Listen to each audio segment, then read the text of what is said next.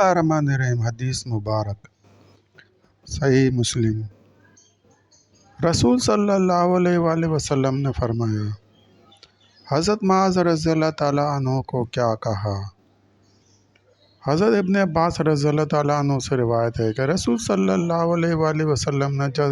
جب حضرت معاذ رضی اللہ تعالیٰ عنہ کو یمن کا حاکم بنا کر بھیجا تو فرمایا کہ تم اہل کتاب کی قوم کی طرف جا رہے ہو، پہلے تم انہیں اس چیز کی دعوت دینا کہ عبادت صرف اللہ تعالیٰ کی کریں اور توحید الہی کا اقرار کریں، تو ان کو بتانا کہ اللہ تعالیٰ نے دن رات میں اللہ تعالیٰ نے ان پر 5 نمازیں فرض فرمائی ہیں۔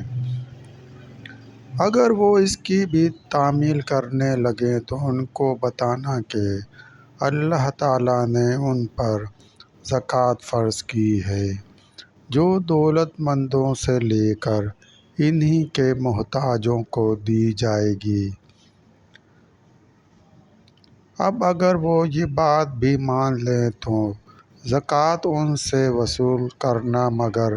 ان کے اعلیٰ درجے کے مال سے پرہیز کر رکھنا۔ صحیح مسلم۔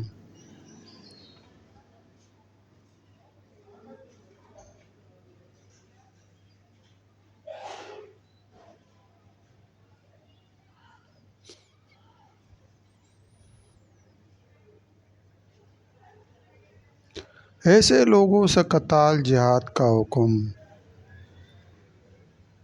یہاں تک کہ وہ لا الہ الا اللہ کہیں۔ حضرت ابو ہریرہ رضی اللہ تعالیٰ عنہ سے روایت ہے کہ جب رسول صلی اللہ علیہ وآلہ وسلم نے وفات پائی اور آپ صلی اللہ علیہ وآلہ وسلم کے بعد حضرت ابو بکر صدیق رضی اللہ تعالیٰ عنہ کو خلیفہ بنائے گئے اور اہل عرب میں سے جنہیں کافر ہونا تھا وہ کافر ہو گئے،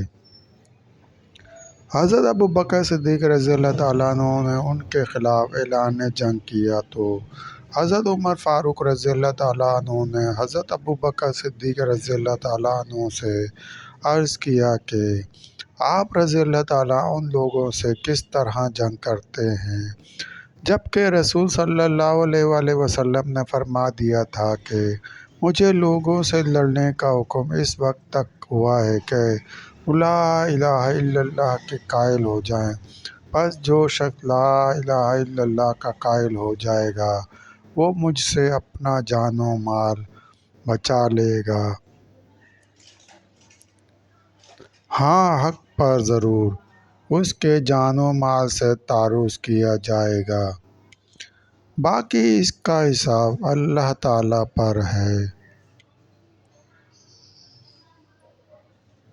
تو حضرت ابو بکر صدیق رضی اللہ تعالیٰ عنہ نے جواب میں ارشاد فرمایا،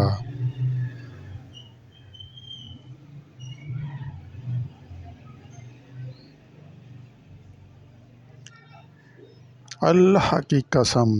میں اس شخص سے ضرور قتال جہاد کروں گا جو نماز اور زکوٰۃ کی فرضیت میں فرق جانتا ہے،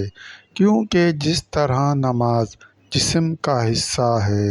اسی طرح زکوٰۃ مال کا حق ہے۔ اللہ کی قسم اگر وہ لوگ ایک رسی دینے سے بھی انکار کر دیں گے تو جو رسول صلی اللہ علیہ وآلہ وسلم کے زمانے میں دیا کرتے تھے اور مجھے نہ دیں گے تو میں ضرور ان سے جنگ کروں گا۔ تو حضرت عمر فاروق رضی اللہ تعالیٰ عنہ نے فرمایا، اللہ کی قسم جب میں نے دیکھا کہ اللہ تعالیٰ نے حضرت ابو بکر صدیق رضی اللہ تعالیٰ عنہ کا سینہ مرتدوں سے جنگ کرنے کے لیے کشادہ کر دیا ہے تو میں بھی سمجھ گیا کہ یہی بات سلسلہ بھی جاری ہے، مزید حدیث مبارکہ سننے کے لیے سلسلہ بھی جاری ہے، مزید حدیث مبارکہ سننے کے لیے چینل کو سبسکرائب کریں اور گھنٹی کے نشان کو لازمی پریس کریں۔ ویڈیو دیکھنے کا شکریہ۔ لائک کریں، شیئر کریں دوستو، ویڈیو دیکھنے کا شکریہ۔